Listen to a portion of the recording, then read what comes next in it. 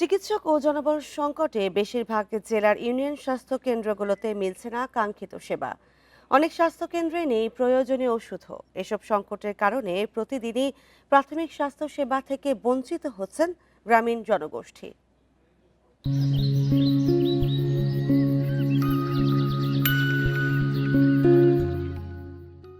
গ্রামীণ ও প্রত্যন্ত এলাকায় প্রাথমিক ও জরুরি স্বাস্থ্যসেবা দিতে সাতক্ষীরায় রয়েছে ৯টি ইউনিয়ন স্বাস্থ্যকেন্দ্র। তবে চিকিৎসক ও ওষুধ সংকটে প্রায় অচল এসব কেন্দ্র। মুন্সিগঞ্জের ৫৭টি ইউনিয়ন স্বাস্থ্যকেন্দ্রে কয়েক বছর ধরেই খালি মেডিকেল অফিসার পদ, ফার্মাসিস্ট ও অন্য পদেও নেই জনবল।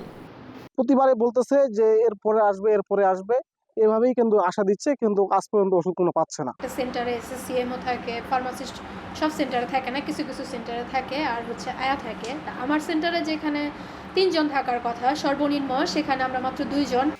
শিশুদের টিকা দেওয়া ছাড়া প্রয়োজনীয় স্বাস্থ্যসেবা পাচ্ছেন না ঠাকুরগাঁওয়ের ৪৬টি স্বাস্থ্যসেবা কেন্দ্রের রোগীরা।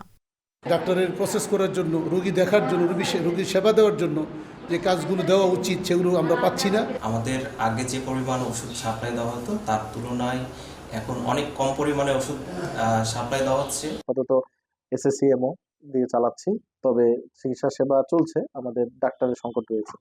শরীয়তপুরের ৩৪টি স্বাস্থ্যকেন্দ্রে বিভিন্ন পদে ৬২৩ জনের জায়গায় রয়েছে মাত্র ৩৭০ জন। জনবল সংকটে বেহাল শেরপুর, নওগাঁ, নাটোর, দিনাজপুর, চাঁদপুর, পটুয়াখালী, হবিগঞ্জ, চুয়াডাঙ্গা ও মেহেরপুরের স্বাস্থ্যকেন্দ্র।